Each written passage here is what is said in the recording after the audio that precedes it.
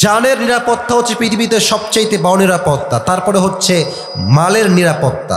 আচ্ছা বলেন তো, আমার নবীর রওজা যেই শহরে আছে সেই শহরটার নাম কি নলডাঙ্গার ভাইয়েরা? মদিনা। বামের লোকরা আসলে অ্যাক্টিভ আছেন আপনারা, খুব ভালো লাগলো বিষয়টা। এদিকের লোকরা কথা কয় না। কোন শহরের নাম কোন তো দেখি? শহরটার নাম কি? মদিনা। নবীজি যে রওজায় আছেন, আমি একটা জিনিস জানতে চাই সবার থেকে, মুরব্বীরা একটু বলবেন আমার, যুবকরাও তোমরাও বইল, নবীজির রওজায় কি যাইতে আমাদের মনে চায়? নবীজির রওজায় গিয়ে সালাম পেশ করতে মনে চায় সবার? চায় চায় চায় চায়। আমি দোয়া করি সবার জন্য, আল্লাহ সবাইকে জীবনে একবার হলেও যেন নবীজির রওজায় গিয়ে সালাম পেশ করার তৌফিক দান করে। আমরা সকলেই জবান খুলে পড়ছি আমিন। আল্লাহ তাআলা আমাকে গত 2 বছর আগে নবীজির রওজায় যাওয়ার সুযোগ দিয়েছিলেন, আলহামদুলিল্লাহ। আমি জাস্ট একটা ছোট্ট ঘটনা বলছি এবং আমি বোঝাতে চাই এই দেশে ইসলামের রাজ কেন লাগবে, মদিনার তন্ত্র কেন লাগবে, কোরআনের রাজ কেন লাগবে। জাস্ট একটা ঘটনা বলছি, শোনেন। আমি যখন মদিনায় গেলাম ফার্স্ট টাইমের জন্য, একদম প্রথম জীবন ওইটা আমার, নবীজির শহরে যখন আমি ল্যান্ড করলাম, এয়ারপোর্ট থেকে যখন আমাকে রিসিভ করা হলো, নবীজির শহরে ঢোকার সাথে সাথেই আমার কলিজায় একটা শান্তির ছোঁয়া, একটা প্রবাহিত বাতাস বয়ে গেল। সুবহানাল্লাহ পড়েন সবাই। মনেই হলো যে একটা শান্তির শহরে প্রবেশ করেছি। এতটা সুন্দর নিরিবিলি পরিবেশ, কোনো যানজট নাই, মারামারি নাই, দেখলেই মনে হয় জান্নাতের বাগান। যুবক ভাইরা সুবহানাল্লাহ পড়েন সবাই। তো আমাকে যখন হোটেলে নামানো হলো, রাত তখন বাজে মনে হয় রাত 3টা, তাহাজ্জুদের সময় ছিল। তো আমি আমাদের যিনি কাফেলার মূল নায়ক ছিলেন তাকে বললাম যে হুজুর, আমি তো আসলে ঘুমাতে চাচ্ছি না, আমি চাচ্ছি আগে নবীজির রওজায় গিয়ে সালাম পেশ করে আসছি। আমি ঘুমানো বাদ দিয়ে বের হয়ে গেলাম, চলে আসলাম নবীজির রওজায়। ওখানে গিয়ে দেখলাম অবাক করা বিষয়, রাত বাজে 2টা, রাত বাজে 3টা, নবীজির রওজার আশেপাশে হাজার হাজার মানুষ, শত শত মানুষ তাহাজ্জুদের জায়নামাজে দাঁড়িয়ে আল্লাহর কাছে সেজদায় কান্না করছে। সুবহানাল্লাহ পড়ে সবাই। তো প্রথম দিন গিয়ে ফজরের নামাজটা পড়লাম মদিনার রওজার পাশে। সেকেন্ড ডে আবার আমি রাতে আসলাম এশারের নামাজের পরে। তো সেই দিন আমি নিয়ত করলাম যে আজকে আর হোটেলে যাচ্ছি না, আজকে নবীর রওজার সামনেই ঘুমায় যাব। এত বাতাস, যারা হাজী সাহেব আছে তারা জানেন কি সুন্দর চতুর্পাশে বাতাস, ফ্যান, দেখতেই ভালো লাগে, শান্তি আলাদা। তো আমার এখন মনে আছে, বাদ এশা নামাজ পড়লাম, সূরা মুলক তেলাওয়াত করলাম, কিছু আমল করে একটু শুয়েছি। তো আমি যেই বিষয়টা বলতে চাই এটা এখন বলছি, এখন যে বিষয়টা বলবো এটা হচ্ছে মূল বিষয়। আমার হাতে একটা আইফোন ছিল, এক্সট্রা ফোন ছিল, মানি ব্যাগ ছিল, কার্ড ছিল, কিছু রিয়েল ছিল, অনেক বেশি রিয়েল ছিল, যেহেতু আমি ওখানে থাকবো তাই নিয়েছিলাম আর কি। তো সমস্ত টাকা পয়সা, money bag, iPhone, extra phone, Android phone সব আমার বুকের ডান দিকে রেখে আমি একটু ঘুমায় গেলাম। হঠাৎ করে ঘুমায় গেছি, যেটা সত্য কথা। সারা রাত ঘুমিয়েছি, ভেবেছিলাম তাহাজ্জুদে উঠবো, বাট এত শান্তির ঘুম আমার লাগছে আমি জাগাই পাই নাই। একদম আজান যখন দিয়েছে নবীজির রওজার পাশে, তখন আমার ঘুম ভেঙেছে। যেটা আমি বলতে চাই নলডাঙ্গার ভাড়া, সেটা হচ্ছে আমার পাশে ছিল আইফোন, টাকা, মানি ব্যাগ, কার্ড, সব বুকের ডান পাশে আমার ওপেনলি রাখা আছে। নবীজির রওজার সামনে দেওয়াল, নিচে টাইলস করা ফ্লোর, সব রাখা আমার পাশে। আমি ওই যে রাত এশারের পরে ঘুমায় গেছি, ফজরে উঠেছি, আমার সম্পদ, আমার মানি ব্যাগ, টাকা, আইফোন যেমনে ছিল সব তেমনেই ওখানে রাখা ছিল ভোরবেলাতে। সুবহানাল্লাহ পড়বেন না আপনারা সবাই? আমাদের দেশে যদি আপনি আন্ডারপ্যান্ট রেখেও ঘুমান, আন্ডারপ্যান্টও ভোরবেলা চুরি হয়ে যাবে। দিস ইজ আওয়ার কান্ট্রি, আমাদের দেশ। আমাদের দেশে লোক সংখ্যা যত, তার চেয়ে অনেক চোরের সংখ্যায় বেশি। যুবক ভাইরা ঠিক কিনা বলো? চোরের কোনো অভাব নাই। সাউন্ড ঠিক করো, তোমার সাউন্ডটা আবার কমে গেল কেন রে ভাই? বাড়ায় দাও বেসটা, বাড়ায় দাও বেসটা। তো যদি এদিকে তাকান, নবীজির শহর কিংবা মক্কায় কিন্তু ইসলামের সব আইন বিধান পাশ করা নাই। জাস্ট কয়েকটা আইন আছে। যেমন একটা আইন হচ্ছে ওয়াসসারিকু ওয়াসসারিকাতু ফাকতাউ আইদিয়াহুমা জাযাআন বিমা কাসাবা নাকালাম মিনাল্লাহ। কেউ যদি চুরি করে সঙ্গে সঙ্গে তার হাত কেটে দাও, এটা বিধান এক সত্তা। আওয়াজ দিয়ে বলেন তো সবাই, তিনি কে? এই বিধান যদি আমাদের এই দেশেও জারি হয়ে যায়, কায়েম হয়ে যায়, ওয়াল্লাহি নলডাঙ্গার ভাইরা আগামীকাল থেকে এই দেশে চুরির সংখ্যা কমে যাবে। ঠিক কিনা বলো সবাই? এটার জন্য ইসলামের রাজ কায়েম করতেই হবে। তবে এই কথাগুলো 5 আগস্টের আগে আমরা বলতে পারতাম না। এই মাইকম্যান কোথায় আছে? ও কোথায়? বাড়াও সাউন্ডটা ভাই। আমার কথা আমি বলছি, আমি জ্বরে আক্রান্ত ভাই। তোমাকে বললাম বক্স তুমি এখানে, তুমি রাখছো সেই কোনায়। ওয়াজ তো আমি আজকে না, প্রত্যেক দিন আমি মাহফিল করি, বক্স থাকবে এই ডান পাশে, তাহলে ওয়াজে ভাইবই হবে আলাদা। যুবক ভাইরা ঠিক কিনা বলো? সাউন্ড বাড়ায় দাও, বেশি করে বাড়ায় দাও। তো যেটা বলছিলাম যুবক ভাইরা, মদিনাতে মক্কায় সব আইন কায়েম নাই, কিছু আইন কায়েম। শুধুমাত্র এই জন্য মদিনাতে মক্কায় ডাকাতি কম, চুরি কম, রাহাজানি কম, ধর্ষণ কম। তো আগে যদি আমরা বলতাম ইসলামের রাজ কায়েম করেন, দিনের রাজ কায়েম করেন, আমাদেরকে পাশ থেকে বলা হতো রাজাকার বসে আছে, মৌলবাদী বসে আছে, জঙ্গিবাদ বসে আছে। আপনার সবাই শহীদ আল্লামা দেলোয়ার হোসেন সাইদি হুজুরের নাম শুনেছেন? আচ্ছা, এতগুলো মানুষের আওয়াজ এত মরা কেমনে হয়? নাম শুনেছেন আপনারা সবাই? ওনার জন্য দিল থেকে দোয়া করছি, আপনারা মন খুলে আমিন বলবেন তো ইনশাআল্লাহ। আল্লাহ ওনাকে জান্নাতুল ফেরদাউসের উঁচু উঁচু উঁচু মাকাম নসিব করুন। সকলেই পড়া আমিন। উনি একটা কথা বলতেন যে আমাদেরকে মৌলবাদী বললে আমরা বিন্দু পরিমাণ কোনো রাগ করি না। কেন রাগ করি না?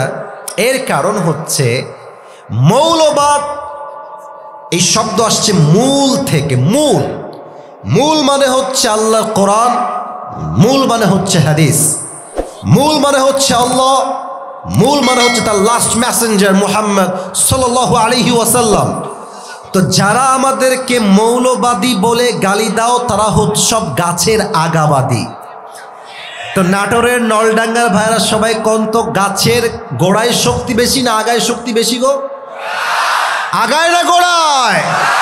উনি বলতেন আগায় থাকো তোমরা, বেশি মারামারি কইরো না, জুলুমবাজি কইরো না, আলেমদেরকে জেলখানায় ধরে বন্দি করো না, সময় আসবে এমন ইন্দুরের গর্ত বাবানা পালাবার জন্য। ঠিক কিনা বলে?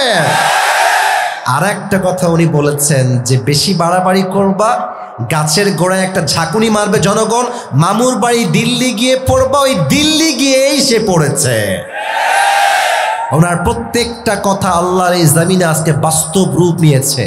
অতএব যদি আজ কোনো বাপের বেটা থাকেন মাহফিলে, বাপের বেটা, বুকে খুব সাহস, খুব সাহসী, আমি কাউকে ভয় পাই না, পারলে আজকে আমাকে এই মাহফিল রাজাকার বলে দেখান, আপনি পিঠের চামড়া একটাও থাকবে না আপনার যুবক ভাই। ওই দিন শেষ। আগে তো বলা হতো, আপনার কথায় রাগটা করছেন না তো? আমার খুতবার কথা, আমার ভূমিকার কথা রাগটা করছেন না তো আপনারা সবাই যুবক ভাইয়েরা, মুরব্বীরা? আমার কথা স্পষ্ট বলছি, আমাদের উপরে জাতির পিতার নামটা চাপায় দেওয়া হয়েছিল যে ইনি হচ্ছেন জাতির পিতা। বাট আমি আজকে কোনো কথা বলতে ভয় পাই না। আমি মনে করি জীবন একটা, বাঁচলে এই জীবন থাকবে, মরলে আল্লাহর রাস্তায় শহীদ হয়ে যাব যুবক ভাই। ঠিক কিনা বলো? আমি আমার দিলের সমস্ত শক্তি, আমার বুকের সমস্ত শক্তিকে এক করে বলছি, নাটোরের নলডাঙ্গার এই জমিনে মুসলমানদের জাতির পিতার নাম বঙ্গবন্ধু নয়, মুসলমানদের জাতির পিতা ইব্রাহিম আলাইহিস সালাম। নলডাঙ্গার ভাইরা, কোনো সন্দেহ আছে আপনাদের ভেতরে যুবক ভাইরা, মুরব্বীরা? আল্লাহ আমাদের সবাইকে সেটা বোঝার তৌফিক দান করুন। সকলেই পড়া আমিন। অতএব একটাই কথা, আগামীতে যদি কোনো স্বৈরাচার আমাদের দেশের ক্ষমতায় বসে, আপনার রাস্তায় নামবেন না? না, আপনাদের সাউন্ড সত্যি, আমি পুরো 2 মাস মাহফিল করছি, এত মরা জীবনেও দেখি নাই। রাস্তায় নামবেন না আপনারা সবাই? আরে মিয়া, তাজা রক্ত ঢালবো, শহীদ হব, আল্লাহর জমিনে আল্লাহর রাজ কায়েম করবো। কারাগার প্রশ্ন হাতুল আল্লাহকে দেখায় দাও।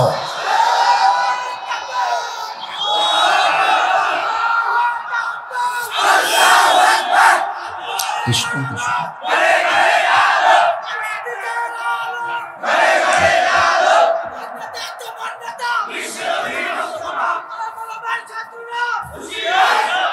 আল্লাহ যেন এই স্লোগানকে কবুল করে, সকলেই পড়া আমিন। আচ্ছা মাশাআল্লাহ, তোমার স্লোগান খুব ভালো ছিল। সবাই এবার একটা বিষয় শোনেন, এখানে যারা আসছেন আজকের মাহফিলে আপনাদের বউ আছে কার কার, একটু হাত তুলেন তো। আছে, শীতকাল খুব মজায় আছো তোমরা, আমি বুঝতে পারছি। হ্যাঁ, যত সব কষ্ট সিঙ্গেলদের গলায় এসে ঝুলেছে, ঠিক আছে কিনা বলো? সিঙ্গেলরা অনেক কষ্টে আছে। আল্লাহ প্রত্যেকটা সিঙ্গেলকে শীতকালে তার কষ্ট দূর করার তৌফিক দান করে পড়া আমিন। আব্বা জান, আপনার পায়ে আমার হাত, আল্লাহর ওয়াস্তে ছেলেকে বিয়ে দিয়ে দেন, আর দেরি কইরেন না। এই শীতকালে যার বউ নাই তার জীবনে আসলে কিছুই নাই গো যুবক ভাইরা।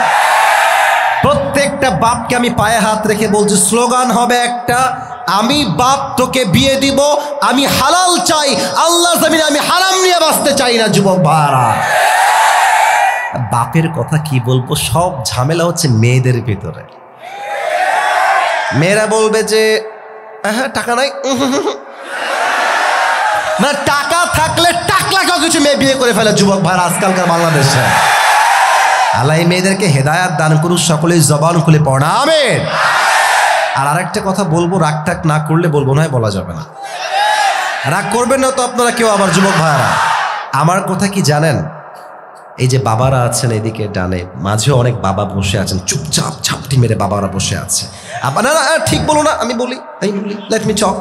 আব্বা জান, এই যে আপনি কথায় কথায় কন এই পায়ে দাঁড়া, ইনকাম কর, 1 লাখ কামা, তারপর তোর বিয়ে হবে। আব্বা জান, আপনার কথা বলি, আপনার ছেলেকে আপনি বিয়ে না দেওয়ার জন্য যদি আপনার ছেলে রাজশাহী গিয়ে পার্কে প্রেম করে বেড়ায়, প্রত্যেকটার দায়ভার কিয়ামতে আপনাকে বহন করতে হবে। আব্বা জান, আপনি বিয়ে দিয়ে দেন, বাপ তোর কি লাগবে, 1 বছর আমি তোকে দিব, যা 1.5 বছর আমি তোকে দিব, যা তোর যা লাগে আমি দেওয়ার ট্রাই করবো, তুই নিজের পায়ে দাঁড়া, ট্রাই কর, ইনকাম কর, ব্যবসা কর, জব কর, বাট বাপ তুই হারামে যাস না, হালালে থাক জীবনটা ভরে।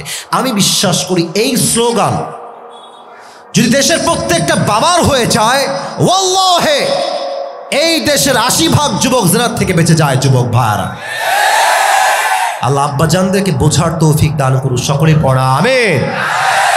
আর যারা মেয়ের বাবা আছেন আপনারাও ভালো হয়ে যান, আপনারা ভালো হলে যুবকরাও ভালো হয়ে যাবে। যুবক ভাইরা, মেয়ের বাবা তো না পারে একটা চার্ট দেয় যে আমার মেয়ের ছেলে মানে জামাই যে হবে সরকারি চাকরিজীবী হতে হবে, অনেক বড় একটা বাড়ি থাকতেই হবে, আর দেনমোহর বেশি না 30 লাখ দিলেই হবে। Very normal. ওরে বাপরে, 30 লাখ তোর বাপ কোন দেখছে রে? আমার ইনকাম মাসে মাত্র 10,000, আমি 30 লাখ দিব কই থেকে? এই সমস্ত মেয়ের বাপরা এরকম ছেলে খোঁজে, দিন শেষে কপালে টাকলা জোটে, ভালো কোনো যুবক জোটে তার মেয়ের জন্য। আল্লাহ এই সমস্ত বাবাদেরকে হেদায়াত দান করুন, সকলেই মন খুলে পড়া আমিন। আর মেয়েদের কথা বললে মেয়েরা আমার উপর রাগ করে, তাও আমি একটা কথা না বলে পারছি না। এই মেয়েদের একটা ট্রেন্ড হয়েছে, জামাই হওয়া লাগবে টাকাওয়ালা, তাহলেই নাকি সব সুখ পাওয়া যায়। ওই দিন একটা মেয়ে ফেসবুকে পোস্ট করেছে, আমাকে একজন স্ক্রিনশট দিয়েছে। মেয়েটা লিখেছে যে বাটপাট তো সবাই হয়, তো টিনের ঘরে কান্না করার চাইতে BMW তো কান্না করা অনেক। বাটপার নাম্বার 1। এরা হচ্ছে উপরে পুরোটাই ফিটফাট, ভিতরে পুরোটাই সদরঘাট। যুবক আল্লাহ এদেরকে হেদায়াত দান করুক, আমরা সকলেই মন খুলে পড়ছি আমিন। তো এবার সিঙ্গেলরা আছো, বিবাহিতরা সবাই আছেন, আমরা 3টে তাকবীর দিব ভাগাভাগি করে, কে পারে দেখবো আজকে। প্রথম তাকবীর দিবেন বিবাহিত ভাইয়ারা, মুরব্বীরা। মুরব্বীরা, যুবকেরা বিবাহিত হলে একটা কাশি দেন, দেখা যাক আজকে কে জিতে। বিবাহিতরা একটা তাকবীর দেন, আমি দিচ্ছি। লিল্লাহি তাকবীর।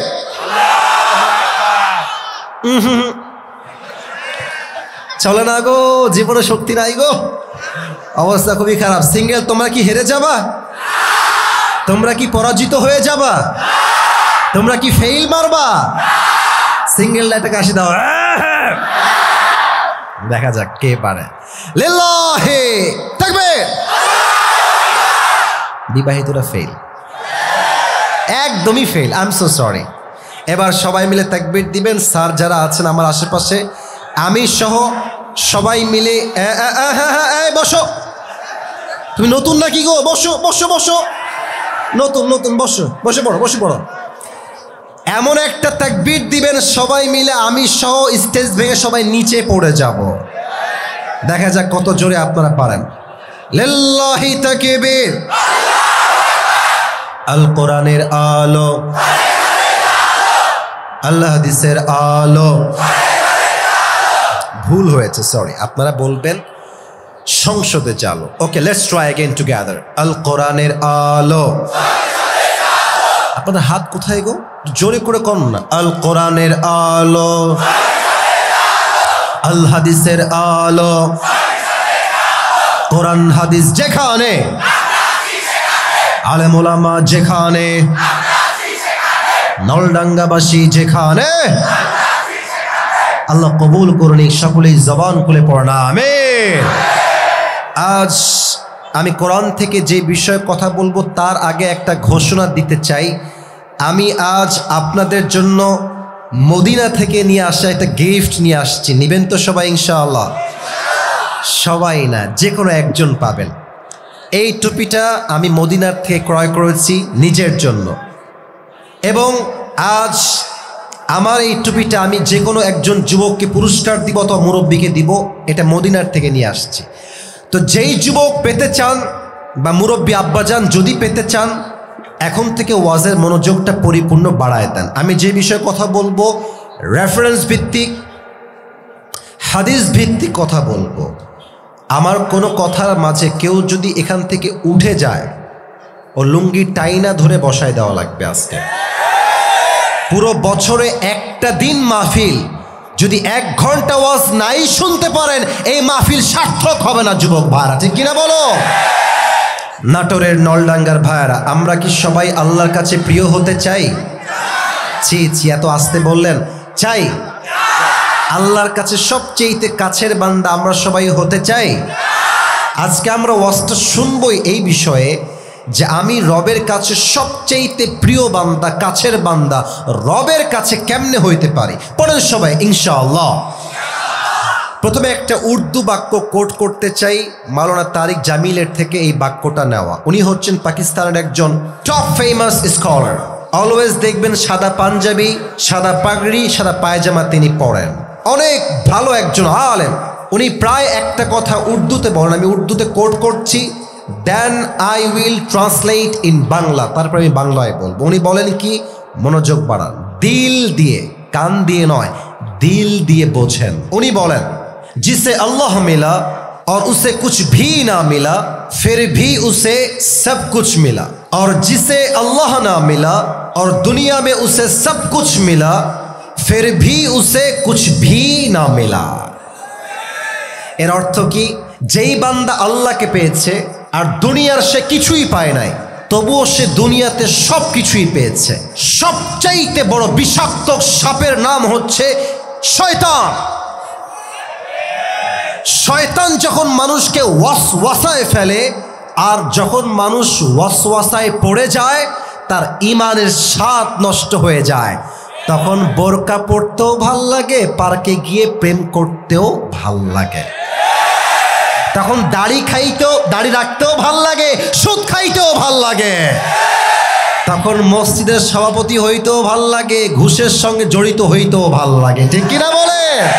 তখন ভালো কাজ কোনটা, খারাপ কাজ কোনটা তখন আর বুঝে আসে না, অন্তরটা অসুস্থ হয়ে যায় যুবক ভাইরা, ঠিক কিনা বলো?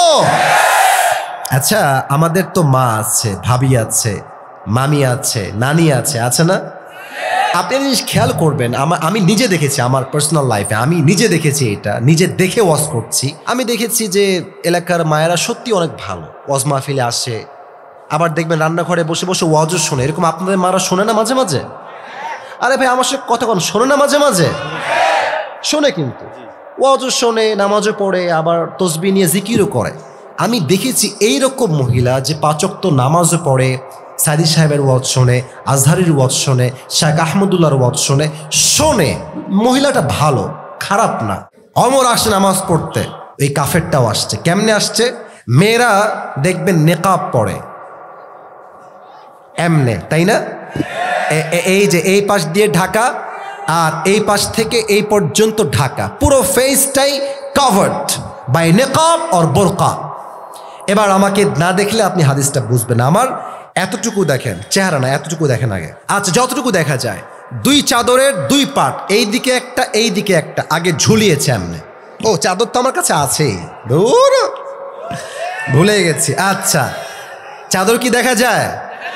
আচ্ছা, এই হচ্ছে চাদরের এক পাট, এই হচ্ছে আর এক পাট। আমি হাদিস থেকে বলছি, উপরের পাটটা দিয়েছে এমনে, ওই যে নতুন বউ ঘুমটা দেয় না, এই পর্যন্ত নামাইছে। আচ্ছা, দেওয়ার পরে ঢাকা, আর এখান থেকে নিয়ে ডান পাশটা দিয়েছে এমনে, এখানেও ঢাকা এখানেও ঢাকা। এখন কি চেনা যায় এটা কোন মানুষ? বোঝে না, এটা চেনা যায়? যায় না। আসছে নামাজ পড়তে মুনাফিকের রূপে। ওমরে ফারুক আসছে, সফু সুফু ফাকুর, কাতা সোজা করো, কাঁধে কাঁধ মিলিয়ে দাঁড়াও, আল্লাহু আকবার। এবার আমার দুই হাত দেখেন। ওমরে ফারুক সানা পড়েছেন, সূরা ফাতিহা পড়েছেন, কিরাত পড়েছেন, আল্লাহু আকবার, রুকুতে গেছেন। যখন সে রুকুতে গেছে, পেছন থেকে আবু লুলু আল মাজুসি, তার খঞ্জর ছিল ঠিক ডানের পেটের এই সাইডে, এমনে এটা উঠিয়ে চাদরটা উড়াই দিয়েছে এমনে। আর এখান থেকে খঞ্জরটা বের করে ডানেও চাকু বামেও চাকু শক্ত করে ধরে ওমরের ঠিক পেটের সামনে এমনে একটা পোঁচ দিয়েছে, আবার একটা, তিনটা পোঁচ এমন জোরে দিয়েছে যুবক ভাইয়েরা, মুরব্বীরা। পোঁচের আঘাতে ওমরের পেটের নাড়ি ভুঁড়ি সব বাহিরে গলগল করে বের হয়ে গেছে। এই দৃশ্য দেখে ওমরে ফারুক চিৎকার দিয়ে উঠে বলছে, কতালানি আল কালব, আমাকে একটা কুকুর হত্যা করেছে, আমাকে বাঁচাও।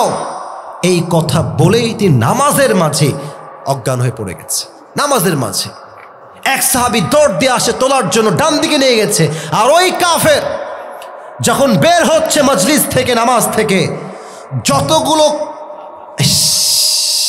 যতগুলো সাহাবীকে সামনে পেয়েছে এমনে এমনে এমনে এমনে, যাকে পায় তাকেই কোপ দেয়। 7 জন সাহাবী কোপ খেয়ে নামাজের মাঝে জায়গাতে স্পট ড্যাম, জায়গাতেই শেষ, ওখানেই মারা গেছে। ওমরে ফারুক অজ্ঞান হয়ে গেছে। সাহাবা একরাম সব দৌড় দিয়ে আসি, ইয়া উমর মালাকা, ইয়া উমর কি হয়েছে আপনার? তার কোনো সেন্স নাই, পরিপূর্ণ ওমরে ফারুক অজ্ঞান হয়ে গিয়েছে। সাহাবা একরাম ডাক দিয়ে বলছে, আইনা তবিব, ডাক্তাররা কোথায়? জলদি আসো, জলদি আসো, জলদি আসো, ওমরকে বাঁচাও। ডাক্তাররা আসছে, দেখছে পুরো পেট কেটে গেছে। এটা কিসের বোতল? না, বুঝি নাই, কিসের বোতল? এদিকে দেখেন, ডাক্তাররা এসে তার 2 পিঠ ধরে এমনি হালকা করে উঠিয়েছে, আর তার 2 ঠোঁটটা এমনি হা করে পানির বোতলটা খুলে পানি দিয়েছে। পানি যখন তার ভেতরে গেছে, এই দেখেন, গলা দিয়ে নেমে, বুক দিয়ে নেমে, পুরো পেট যেহেতু কেটে গেছে, সবগুলো পানি পেট দিয়ে গলগল গলগল করে বাহিরে বের হয়ে গেছে। আয় হায় হায়। বলছে, দুধ নিয়ে আসো, দুধ খাবে, দুধ বের হবে না। দুধ নিয়ে আসছে, সাহাবা একরাম দুধ দিয়েছে, গলা দিয়ে নেমে, বুক দিয়ে নেমে, 2 পেট কেটে সব দুধগুলো বাহিরে বের হয়ে গেছে। এই দৃশ্য দেখে সাহাবা একরাম বুঝে গিয়েছে ওমরে ফারুক হয়তো বা আর বাঁচবে না। হঠাৎ করে দেখছে তার চোখ বন্ধ ছিল, হালকা খুলেছে। এক সাহাবী দূর থেকে দৌড় দিয়ে আসে, ওমর আপনি কি ঠিক আছেন? আপনার কি হয়েছে? বলছে, এই তোমার কানটা আমার ঠোঁটের কাছে নিয়ে আসছো, তোমার কান ঠোঁটের কাছে নিয়ে আসো আমার। যখন নিয়ে আসছে, ওমরে ফারুক জীবনের শেষ মুহূর্তে বলছে, এই সাহাবী, আসাল্লান নাস, এই নীলগেঞ্জি ভাই, বসেন বসেন ভাই। না, আপনারা যদি 12টার পরে ওয়াজ না হয় বলেন, তাহলে আমি ওয়াজ শেষ করে দিই। শোনেন, আমার নিয়ম হচ্ছে 1 ঘন্টা আমি ওয়াজ করবো। আমি 11টার সময় উঠেছি, কিন্তু ভাই সব জায়গায় তো নিয়ম দিয়ে নয়, ভালোবাসা দিয়েও তো হিসাব করতে হয় যুবক ভাইরা, ঠিক আছে কিনা বলো? শুধু ভালোবাসার খাতিরে আমি আর কিছুক্ষণ ওয়াজ করতে চাই, আপনারা কি থাকবেন কি থাকবেন না? যারা 12টা 15 পর্যন্ত বসে আছেন স্টিল এখনো, তারা আমি আসিফের জন্য আসে নাই, একমাত্র তারা আল্লাহর জন্য আসছে, ঠিক কিনা বলেন যুবক ভাইরা? ওমর ফারুক বলছে, এই সাহাবী আমাকে বলো, আসল্লান নাস, আমি ওমর যেই নামাজের ইমাম ছিলাম, আমার অজ্ঞান হওয়ার পরে সাহাবা ইকরামরা কি সেই নামাজটা জামাতে আদায় করেছে কিনা? সুবহানাল্লাহ পড়েন সবাই আপনারা। এই পেট কেটে নাড়ি ভুড়ি বের হয়ে গেছে এমন এক সাহাবী, তিনি যার জান্নাতের টিকিট দুনিয়াতেই কনফার্ম, তবুও তার জীবনের শেষ মুহূর্তে নামাজকে ভুলে নাই নলডাঙ্গার ভাইয়েরা। আর আজ নলডাঙ্গার জামে মসজিদ আজান হয়, মুরব্বী যুবক রাস্তায় দাঁড়িয়ে দাঁড়িয়ে আজানের সময় ওপেনলি বিড়ি টানে যুবক ভাইয়েরা, ঠিক কিনা বলো? আজান হচ্ছে মসজিদে, কিছু বেহায়া নির্লজ্জ মেয়ে আছে, আজানের সময় মাথায় কাপড় দেয় তো না, দেয়ই না, ইভেন এমনভাবে ওড়না খুলে ছাদে দাঁড়ায় থাকে, রাস্তা দিয়ে হাঁটে, ওকে দেখলে যুবকের চরিত্র নয় মুরব্বীর চরিত্র নষ্ট হয়ে যায় যুবক ভাইরা। এরা মুসলিম নামের কলঙ্ক। আর কিছু মেয়ে আছে দেখবেন বোরকা পরে এমন টাইট ফিটিং, দেহের প্রত্যেকটা অঙ্গ প্রত্যঙ্গের ভাঁজ বোঝা যায়। আমি আজকে স্পষ্ট ভাষায় বলছি, যেই বোরকা দিয়ে দেহের অঙ্গ প্রত্যঙ্গ বোঝা যায়, ওই বোরকার চাইতে আপনার উচিত হবে জিন্সের প্যান্ট আর টি শার্ট পরে ঘোরা যুবক ভাইরা।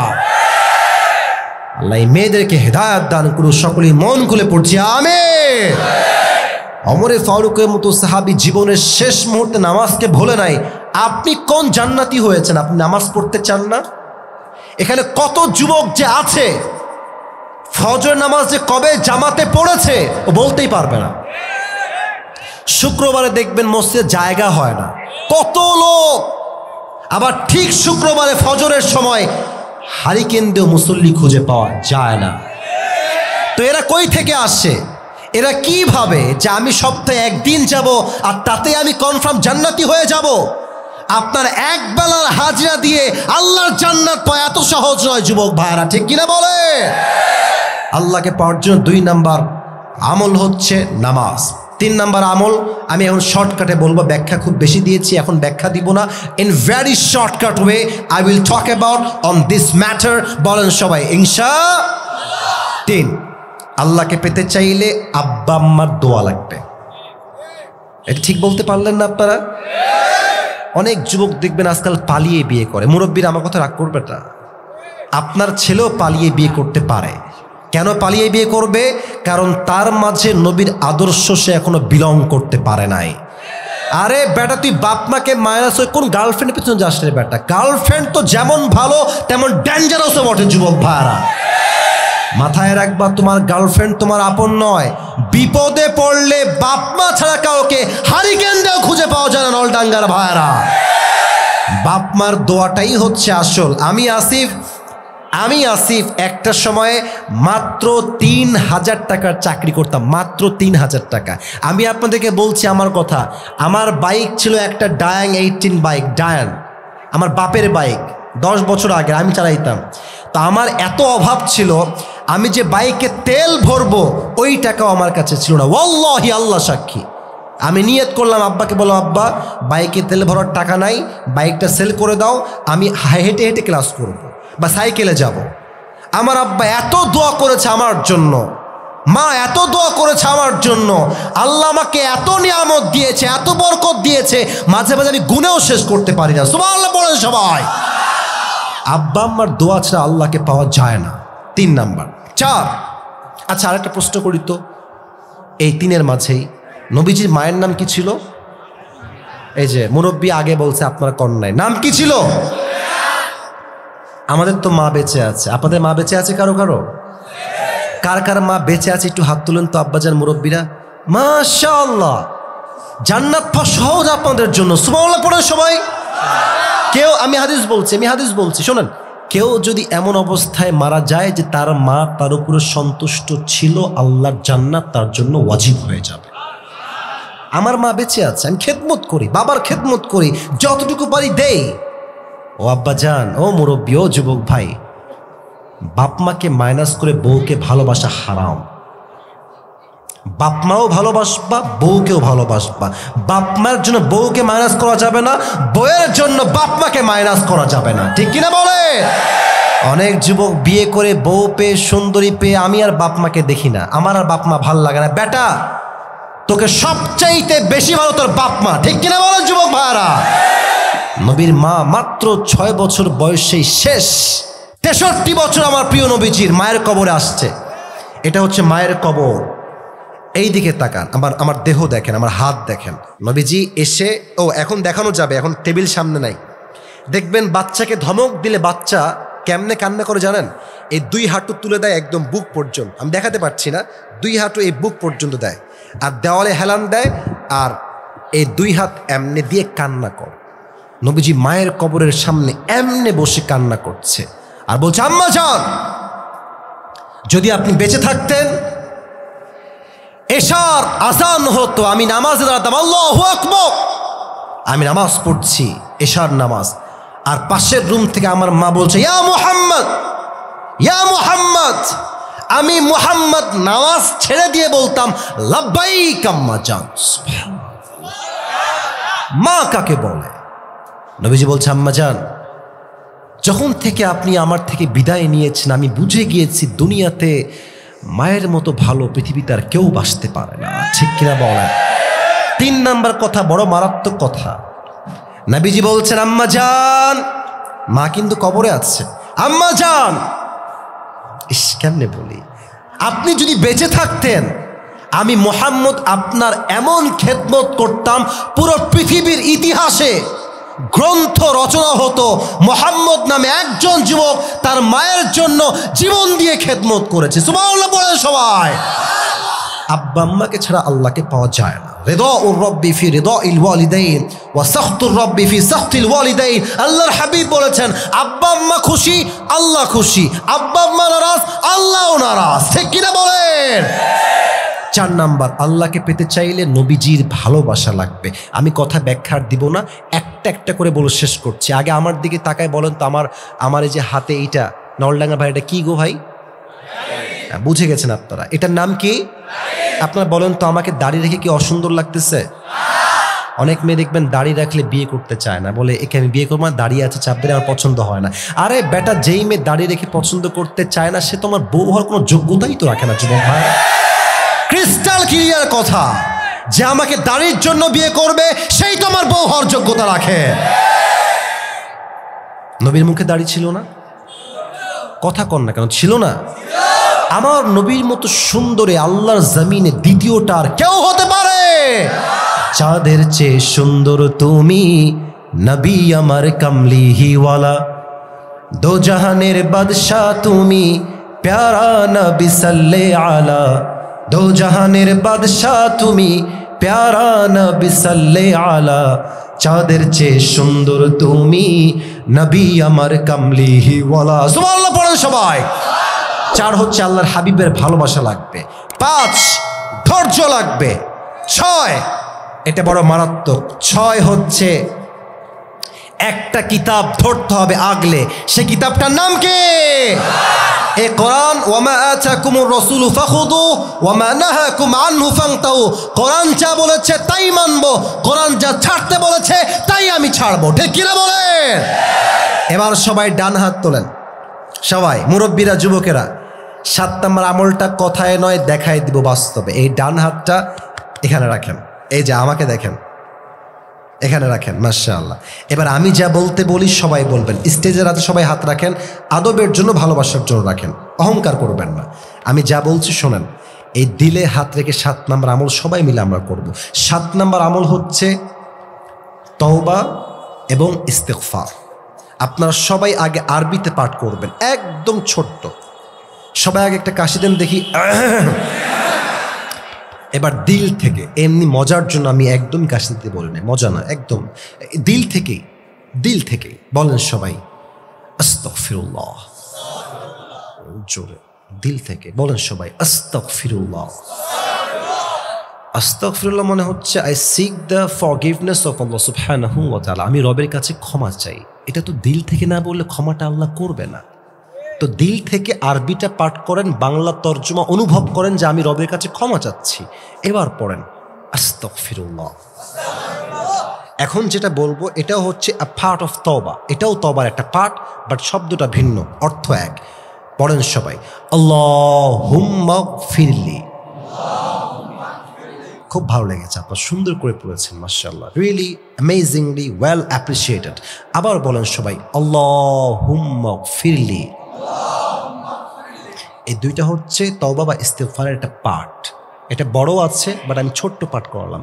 এবার আমি বাংলায় যা বলি, আপনি এগুলো বললে মাহফিলটা সফল হবে। দিল থেকে বলবেন, ফিল করে, অনুভব করে, নিজের সমস্ত গুনাহ, অন্যায়, জুলুম, যত পাপ করেছেন জীবনে ফিল করে করে বলবেন। সবাই একবার ওই রবকে ডাকেন তো, বলেন সবাই আল্লাহ। আমি ডাকছি, দিল খুলে আপনারা বলবেন আল্লাহ।